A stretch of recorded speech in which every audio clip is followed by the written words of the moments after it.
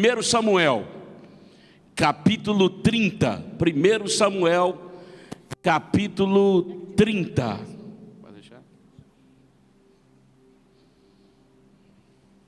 Assentados mesmo, pastor Felipe, que honra recebê-lo novamente. Vamos dar uma salva de palmas para o pastor Felipe, irmão. Estava de férias, vai voltar tocando, dando um rec, nós vamos cantar hoje, em nome de Jesus. Glória a Deus. 1 Samuel, capítulo 30. Você que achou aí, dá um glória a Deus para eu descobrir que você achou. E tem pouca gente que achou. Vou esperar mais um pouquinho. 1 Samuel, capítulo 30, versículo 1, a palavra do Senhor vai dizer assim: E sucedeu, pois, que chegando Davi e aos seus homens, ao terceiro dia em Siclag, os amalequitas tinham feito uma incursão sobre Neguebe e sobre Siclag, e tinha ferido Siclag e tinha queimado a fogo. E levou cativo as mulheres de todos que estavam neles, tão pequenos quanto grandes, e ninguém, porém, matou, tão somente levou consigo. E foram pelo caminho. Quando Davi e seus homens chegaram à cidade, eis que ela estava queimada a fogo, e as mulheres e os filhos e as filhas todos tinham sido levados cativos. Então Davi e o povo que achava com ele alçaram a sua voz e choraram até não ter mais força para chorar. E também as duas mulheres de Davi foram levadas cativas, Ainoã, de Israelita, e Abigail, que foi mulher de Nabal, o carmelita. E Davi se angustiou, porque o povo falava em apedrejá-lo, porquanto a alma de todo o povo estava em grande amargura, cada um por causa dos seus filhos e das suas filhas. Mas Davi se fortaleceu no Senhor. Pega na mão desse irmão e fala com ele: Davi se fortaleceu no Senhor. Fala com ele. Isso. E disse Davi a Abiatar, o sacerdote, filho de Ameleque: traz-me o éfode. E Abiatar trouxe o éfode a Davi. Então consultou Davi ao Senhor, dizendo: perseguirei eu essa tropa e alcançá-lo-ei? E respondeu o Senhor: persegue, porque de certo tudo alcançarás e tudo trarás de volta. Amém? Você pode dar um glória a Deus por isso? Pode dar um glória mais alto aí? Eita, coisa linda, maravilha. Fala para 3 pessoas aí para a gente começar a pregar. Não se distraia no caminho. Fala para 3 aí. Do jeito que você está falando aí, a pessoa vai distrair. Não se distraia no caminho, não. Se você quer dar um aviso, você dá uma sacudida e fala: não se distraia no caminho. A Bíblia vai dizer que Davi é convidado por um rei filisteu a subir para uma guerra. E Davi aceita o convite e sobe para essa guerra. Ao chegar naquela guerra, os filisteus observam uma coisa: que Davi está no meio deles. E pergunta ao rei que o convidou e diz assim: o que Davi está fazendo aqui? Ele é amigo de Saul. Não, ele me serviu com fidelidade, não teve falta alguma, eu não tenho nada para falar dele. Não, mas nós não confiamos nele. E nós não queremos ele nessa guerra.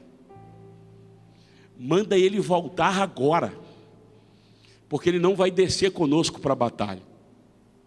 O rei chega para Davi e diz assim: olha, os reis, eu não tenho nada contra você estar aqui conosco, mas eles não confiam que você, porque você vai estar lutando contra o seu próprio povo, contra os hebreus. Davi acata aquela palavra e volta para casa. Quando ele volta para casa, ele é surpreendido por algo que ele nunca esperava de viver. A casa dele está toda destruída. Colocaram fogo na casa, queimaram os seus pertences, queimaram a colheita, tomaram os seus filhos e as suas mulheres de todo o exército e levou cativo. Quando eu li esse texto, saltou aos meus olhos, ao meu coração, uma palavra nessa noite: não se distraia no caminho. Porque existem muitas ciladas que o adversário da nossa alma vai armar contra nós, ou vai projetar para tirarmos do foco. Existem situações arquitetadas pelo inimigo, que sem perceber nós vamos entrar nelas. E ao entrar nelas, vamos colocar muita gente em risco, porque a gente se distraiu no caminho. Davi está vivendo exatamente um momento assim. Ele não tinha que ir por essa guerra, ele não tinha que entrar nessa guerra, ele não tinha que entrar nessa peleja, não fazia parte de Davi lutar naquela peleja. Acharam que eu ia cair, né? Mas ele entrou, mas ele pelejou. Só que quando ele peleja nessa batalha, ele coloca toda a sua casa em risco a ser destruída. Quando a gente é novo, a gente vive muito pelo ímpeto. A gente entra em qualquer confusão, pastora Rosângela. Quando a gente é novo, falta maturidade em nós. A gente começa a entrar em guerras que a gente nunca precisaria de entrar. A gente começa a defender causas que não nos levam a nada. Começamos às vezes a defender pautas que muitas das vezes nos tira do lugar. Colocamos às vezes ideais, lutamos por nós mesmos, lutamos até por pessoas, e que muitas das vezes não nos traz crescimento algum, só nos traz desgastes. Existe muita guerra que você entrou, e que a maturidade hoje te faz pensar: para que eu fui mexer com isso? Para que eu fui entrar nessa guerra? Para que eu fui lá? Para que eu fui falar isso? Por que eu me posicionei nessa situação? Eu não precisava. Só te trouxe dor, só te trouxe sofrimento, só te trouxe distração no meio do caminho, porque você descobriu que o seu inimigo era outro. E é isso que a gente precisa de entender. Porque na vida, existem muitas batalhas que a gente não tem que entrar. Existem muitas guerras que a gente não tem que enfiar nelas. Existe muita situação que a gente não tem que colocar a mão nelas. Nós precisamos ter o discernimento de Davi. Qual foi o discernimento de Davi? Quando ele foi lutar com Golias, o irmão dele chegou para ele e disse assim: e aquelas poucas ovelhas? Ficou com quem? Era a hora do bate-boca. Se fosse lá em casa quando era mais novo, na hora que falasse isso, já rolava. Mas ele olhou e falou assim, olhou para o irmão dele e não respondeu. Porque ele entendeu: meu inimigo é Golias, não é você. Você entendeu? Porque aqui haveria um desgaste tão emocional que ele não teria força para derrubar o gigante que ele tinha que derrubar. E tem muita gente que está perdendo guerra para gigante, porque está desgastando no lugar errado. Então é isso que Davi está sofrendo. Ele está desgastando no lugar errado. Aonde que ele tinha que estar se posicionando dentro da casa dele, ele está enfiando em guerra que não é dele. E eu começo a aprender uma coisa aqui: nenhum sucesso lá fora compensa um fracasso dentro da sua casa. Não tem uma batalha que você lute lá fora que compense um fracasso do seu filho, que compense um fracasso no seu casamento. Eu digo muito isso de joelho ao Senhor: Senhor, eu estou entrando em muitas guerras, mas eu não aceito a minha casa ser destruída, porque primeiro é a minha casa e depois as outras guerras. Davi está faltando nele uma estratégia, mas olha quem está faltando estratégia. É Davi, um homem que vinha de sucessão de vitórias, que vinha de muitas experiências com o Senhor. Senhor, posso ir? Vai, vitória. Senhor, o que eu faço? Fica, vitória. Avança, vitória. Debaixo de uma direção, o nome dele percorria em toda a região. As vitórias estavam se multiplicando na vida de Davi. Só que o ímpeto faz ele entrar numa guerra que trouxe um desgaste tão grande que a família dele sofreu pela guerra que ele entrou. E a pergunta para você nessa noite é: qual guerra que você está? Está valendo a pena? Ou essa guerra só está te desgastando emocionalmente? Está te deixando angustiada, depressivo, oprimido, com crise de ansiedade, com crise de pânico, insônia? Está tirando a sua alegria? Os lugares que você está sem paz, porque você entrou em guerra, você entrou em batalhas que você não precisava de entrar. Só que não está só você sofrendo, a sua casa está comprometida por essas guerras que você entrou. Eu poderia enumerar várias batalhas que entramos e que só nos traz desgastes desnecessários. Eu vindo para cá, estava vindo no meu carro acelerado por causa do horário, uma moto atravessou na minha frente, me fechando, e eu freiei em cima, e na hora, no ímpeto, dá aquela vontade de dar aquela buzinada e falar um glória a Deus, né, meu irmão? Falei, opa, não é essa guerra que eu estou. Essa me tira do propósito, essa me tira do foco. O meu inimigo é outro. Aprenda a discernir as guerras que você tem que entrar, para que essas guerras não comprometam o seu futuro. Aprenda a entrar em guerras que realmente vale a pena. Leleco, fala comigo, que guerra é essa? Combati o bom combate, completei a carreira, guardei a fé. Desde agora a coroa da justiça está proposta, não só a mim, mas àqueles que amam também a vinda de Cristo.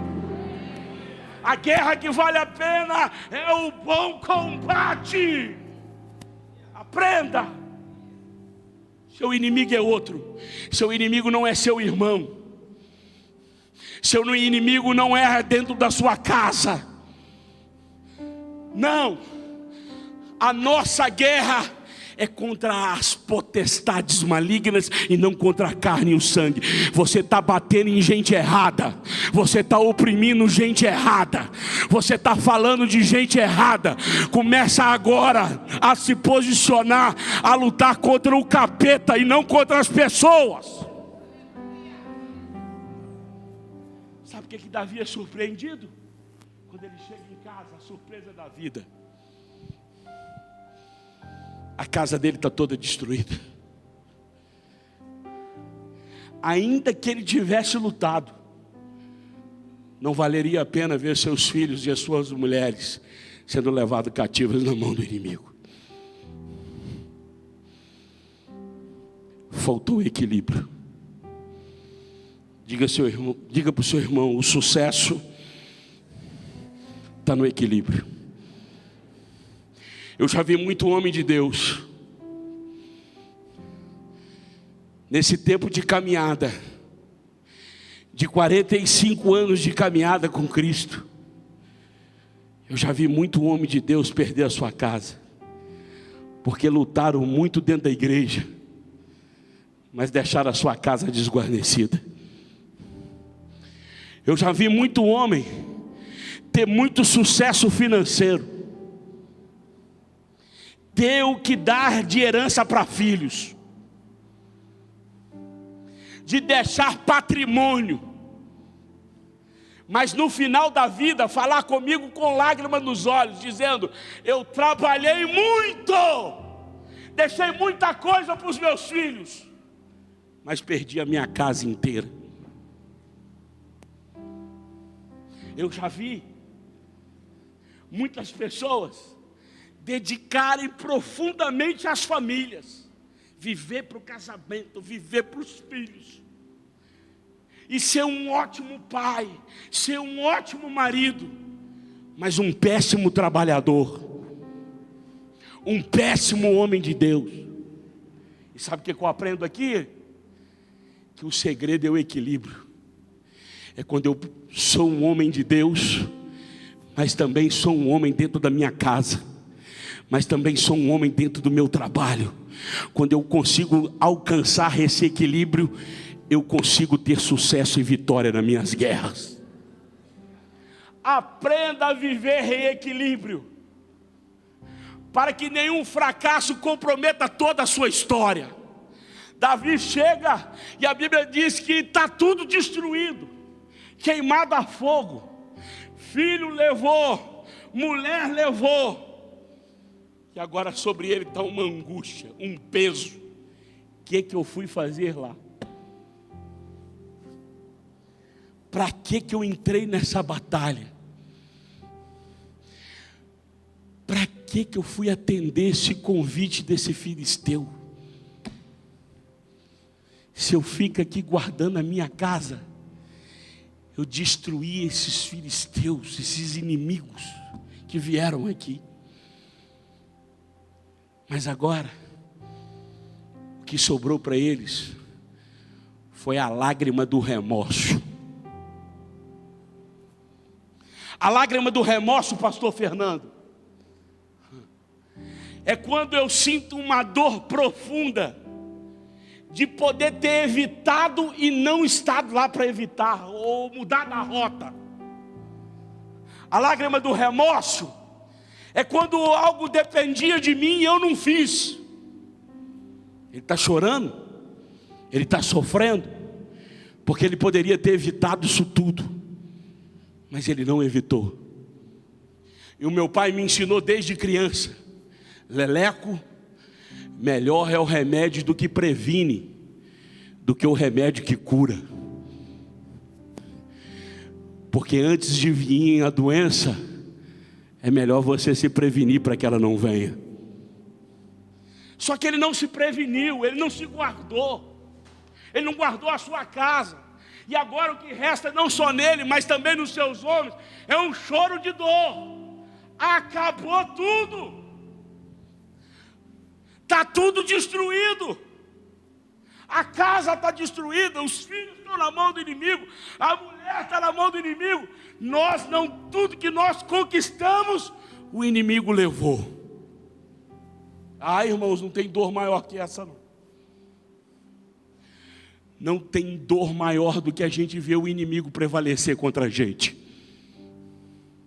Não tem dor maior do que a gente ver o inimigo minando a nossa casa, minando o nosso trabalho, minando as nossas emoções, minando as nossas finanças, minando os nossos familiares. Não tem nada que dói mais de ver ele prevalecendo contra a gente. É uma dor insuportável. E eles estão chorando, porque está tudo destruído. E o que fazer quando tudo está destruído? E o que fazer quando as lágrimas tomam conta da nossa vida? O que fazer quando a amargura toma conta do nosso ser? Quando as dores começam a reger a nossa vida, o que fazer? Como lidar com isso tudo? É a pergunta que não quer calar nessa noite. É a pergunta que todos querem nessa noite. Como reagir diante disso? E a Bíblia diz que a amargura tomou conta deles, porque eles ficaram num montouro de cinza chorando, e choraram até não ter força mais para chorar. Eu não sei, pastora Rosane, se ela já chorou até não ter mais força para chorar. Eu já. Sabe o que é chorar até não ter mais força para chorar? Quando você acha que você já chorou tudo, aí vem e você chora mais o dobro. É quando você olha no relógio, é meia-noite. Aí você está chorando, você olha, 00:30. Aí você para de chorar e começa a chorar de novo. Quando você olha, já é 1:30 e você está chorando e não para de chorar. São dias de choro. E a Bíblia diz que o ânimo deles tornaram-se em amargura e choro. Talvez eu estou pregando para alguém aqui assim, que entrou aqui em choro e em lamento, por causa das perdas que você tem vivido, por causa das vitórias que o inimigo tem prevalecido contra você. Talvez eu estou pregando nessa terça profética para alguém que entrou por essa porta e sabe as cinzas que se tornou a sua vida, os sonhos que se frustraram, os projetos que estão inacabados, destruídos, a família que foi embora, o filho que você perdeu o controle. E há uma dor porque não há mais o que fazer. Há uma dor porque você não sabe como recomeçar e como lidar com isso agora, com o fracasso. Porque a gente está muito preparado para o sucesso, mas a gente não está preparado para o fracasso. E o que me faz ser apaixonado por Davi, sabe o que é? É a maneira que ele lida com os fracassos da sua vida. Porque enquanto todo mundo estava chorando no montouro, no meio das cinzas, na amargura, e a Bíblia diz que quem chora na amargura, quem chora no pranto, quem chora na cinza, quer achar um culpado para aquilo que está vivendo. É o tempo da negação. Você não aceita, porque você vive isso. Você sempre vai querer achar um culpado. Sabe por quê? Porque você está nas cinzas e no pó.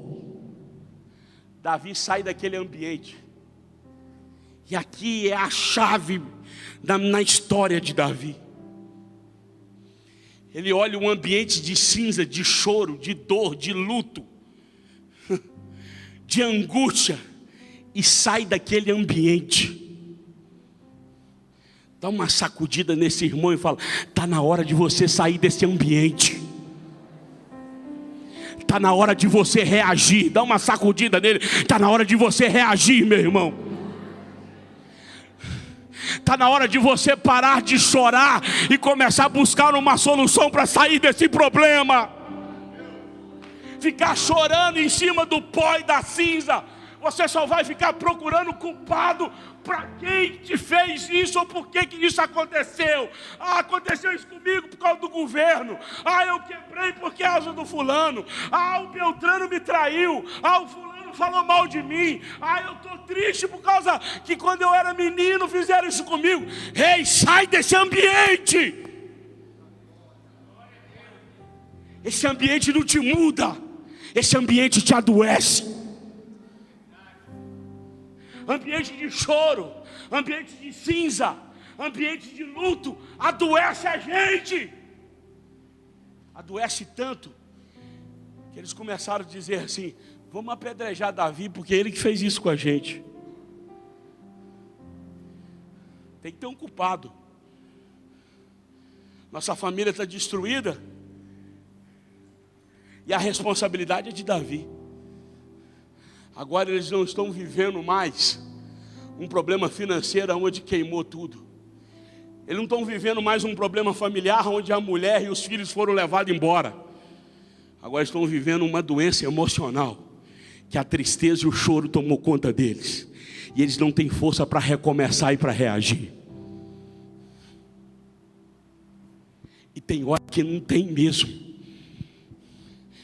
Tem hora que não é porque a gente não quer levantar, é porque a dor é tão forte que a gente não consegue se erguer.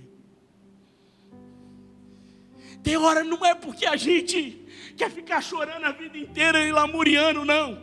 É porque a gente não enxerga uma saída. Davi sai desse ambiente de montoro, de cinza, de choro. E a Bíblia vai dizer: e ele se esforçou no Senhor dos Exércitos. Se esforçar no Senhor é começar a orar.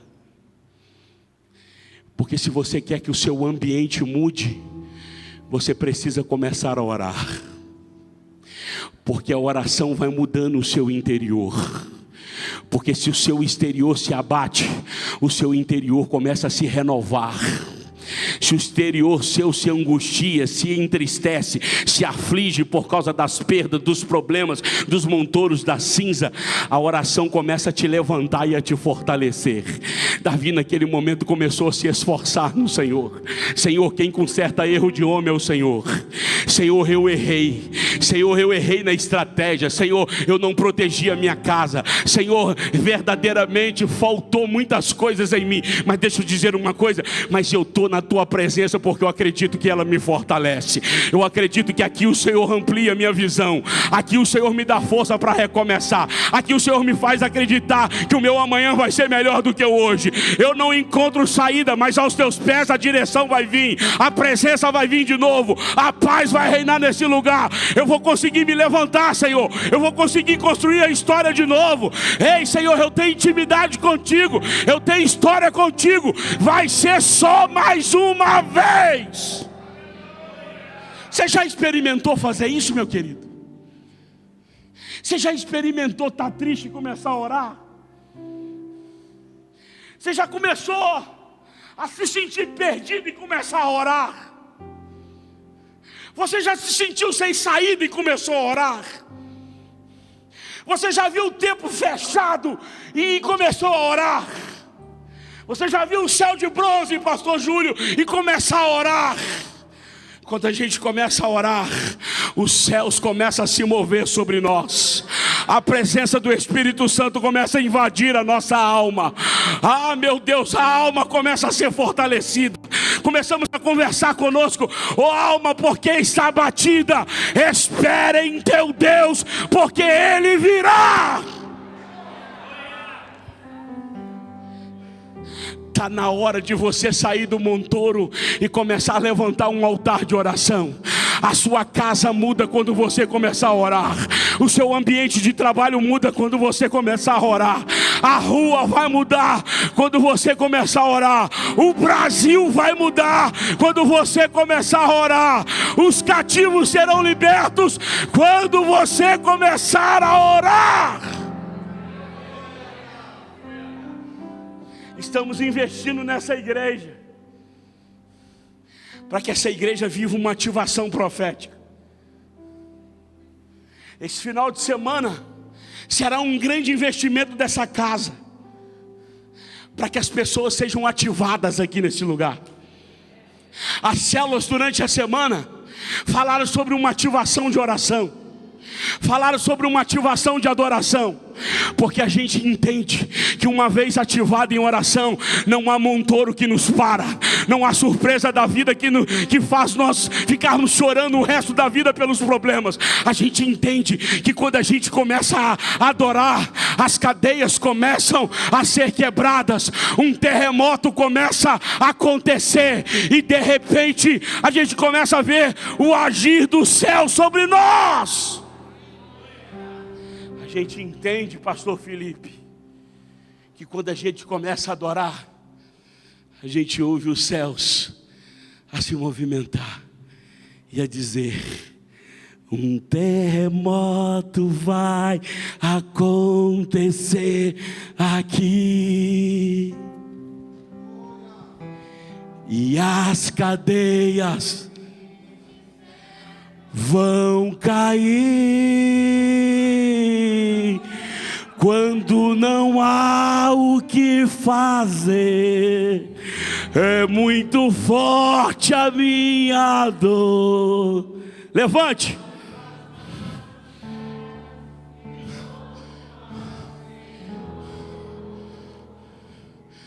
à meia-noite cantarei uma canção que os céus vão ouvir, e o inimigo vai bater em retirada. Está faltando adoração aí, meu querido. Está faltando oração dentro da sua casa. O ambiente vai ser transformado quando você sair do ambiente de lágrimas, quando você sair do ambiente de Montoro, quando você sair do ambiente de cinzas e ir para os pés de Cristo.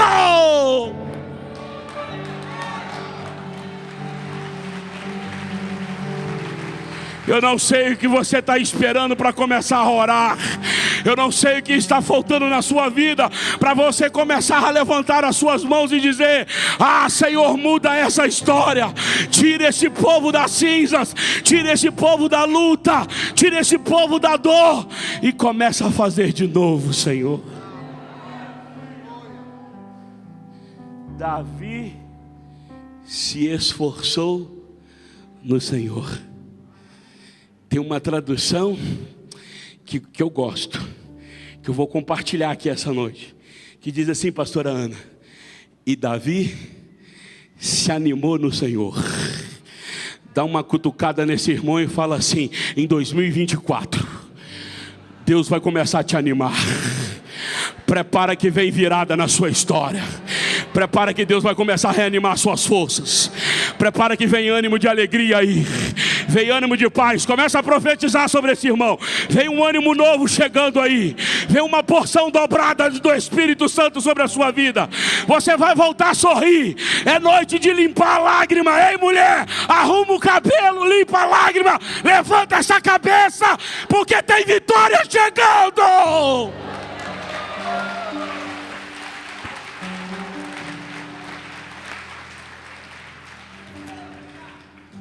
Tá doido, todo dia chora. Credo.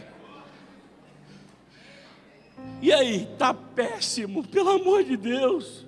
Nunca vai melhorar.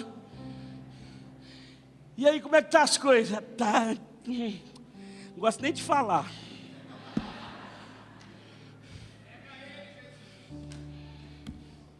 E aí, meu irmão, tá. Ih, aqui não tem jeito não.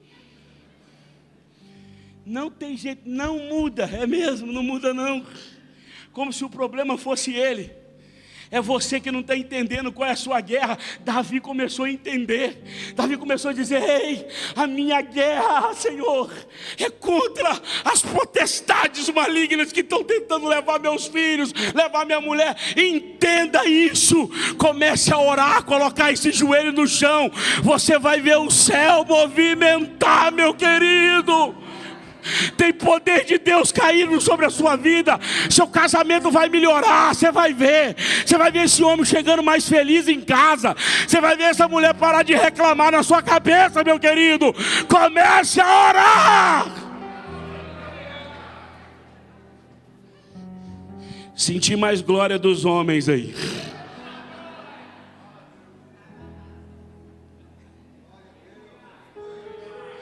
Dá glória aí para nós beber água, irmão. Senão a gente fica com vergonha e para de beber. Vai dando glória aí. O culto é para Deus.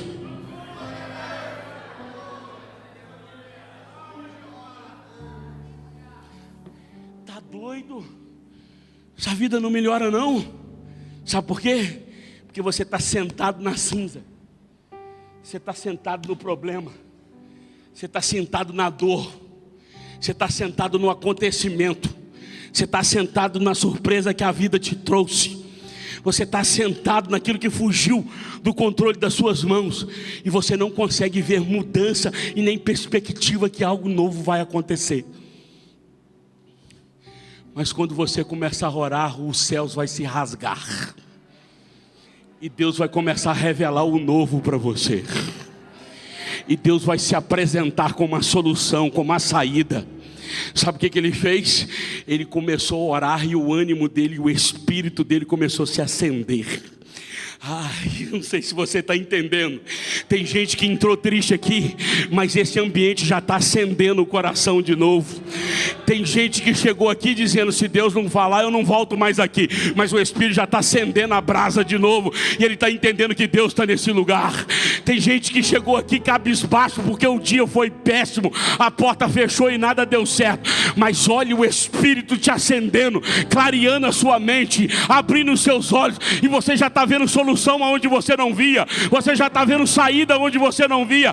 É Deus dizendo: reprime a tua voz de choro, porque há galardão para o seu trabalho. Seus filhos voltarão da terra do inimigo. Eu ouvi o seu clamor. É Deus dizendo para alguém: o Espírito me revela que mãe pode parar de chorar porque ele vai voltar.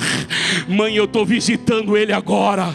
Mãe, nessa hora eu estou tocando na vida dele. Mamãe, fica tranquila, porque ele é meu, eu cuido, eu preservo. Ninguém toca nele.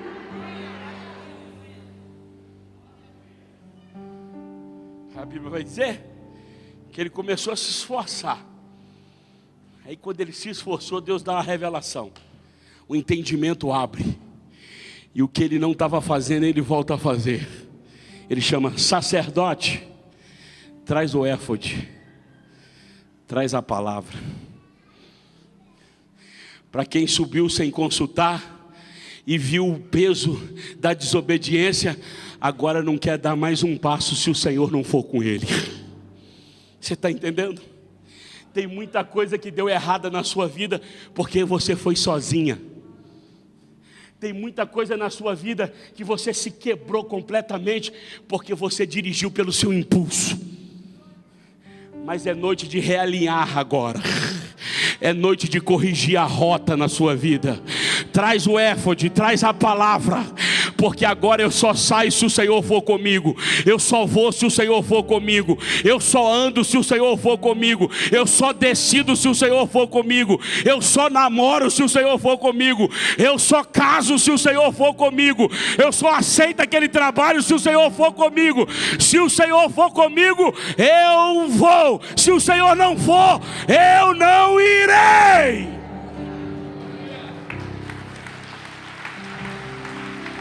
Chega de quebrar. Chega de se machucar.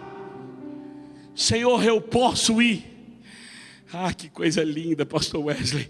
Eu posso ir, porque o Senhor conhece coisas que você não conhece. O Senhor vê coisas que você não vê. O Senhor escuta coisas que você não escuta. O Senhor está na sua saída, mas Ele está na sua entrada. Ele está à sua direita, Ele está à sua esquerda. Por isso que Davi está entendendo. Ele conhece, com Ele mora o futuro. Ele conhece o profundo e o escondido. É Ele que tem o discernimento. É Ele que conhece a força da tropa. É Ele que conhece se a gente vai conseguir resgatar ou não, se vale a pena lutar ou não. Senhor, eu posso ir. A revelação do céu diz: pode ir, Davi, porque tudo alcançarás. Tem uma palavra do céu sobre a sua vida. Meu Deus, 1 minuto e 17. Tem uma palavra do céu para você nessa noite. Está na hora de você voltar a confiar no Senhor. Está na hora de você voltar a acreditar no Deus que você serve. Davi está voltando ao lugar da dependência, pastor Wesley. Davi está voltando ao lugar onde ele nunca deveria ter saído. E dizer: Senhor, quem dirige os meus passos, quem escreve a minha história é o Senhor dos exércitos. Ei, querido, para de confiar nesse braço, nessa força. Está na hora de você começar a voltar a crer, voltar a acreditar que o Senhor está no controle de todas as coisas na sua história. Eu posso ir, Senhor. Só que ele diz assim: perseguirei eu essa tropa? Tem um preço para ser pago. Senhor, eu estou disposto a reagir, e eu estou disposto a correr atrás daquilo que eu perdi. A pergunta para você essa noite é: vai entregar na mão do inimigo ou vai partir para cima para pegar de volta? Eu tenho medo, pastor Felipe, de restituição, porque tem coisa que eu não quero mais. Tem coisa que eu já falo para Deus, não restitui isso aí não. Mas tem coisa minha que está na mão do inimigo e eu quero de volta. A pergunta é: perseguirei eu, Senhor? Parto para cima ou deixo como está? Ou vou me alinhar aos que estão chorando no montouro e vão passar a vida inteira reclamando do que aconteceu? O Senhor disse: não, Davi, parte para cima, persegue, corre atrás, porque agora eu vou ser com você. Dá uma sacudida nessa pessoa que está do seu lado e fala com ela: está na hora de você partir para cima. Vão para cima, diz aí para ele: vão para cima, meu irmão.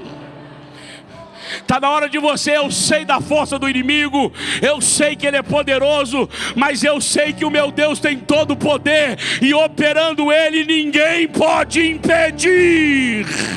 Nessa noite você não sai dessa igreja sozinho. O Senhor está dizendo: jovem, persegue. Ei, mulher, persegue. Homem, persegue, porque Deus vai restituir.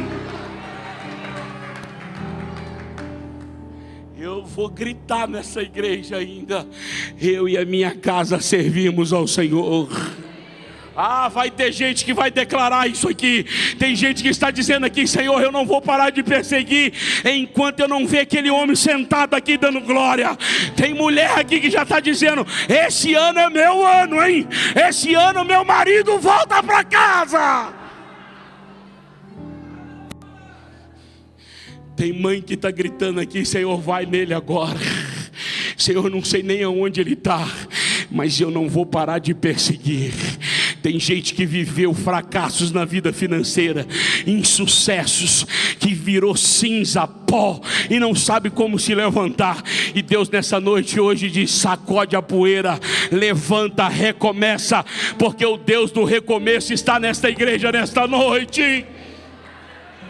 Corre atrás, meu querido, não tem nada perdido, não tem nada que ele não possa reverter, não tem nada que ele não tenha acesso. Se depende do seu conhecimento, você não precisa de Deus, você precisa do seu network. Se você consegue resolver com a força do seu braço, você não precisa de Deus, você precisa só de saúde. Mas se você precisa de uma intervenção do céu, está na hora de você dar um pulo dessa cadeira aí. Se você precisa que Deus entre na sua casa hoje, está na hora de você começar a reagir. Se está na hora de você começar a dizer: Senhor, eu não aceito, eu vou partir para cima, eu vou perseguir até eu alcançar, eu vou lutar até voltar para minha mão.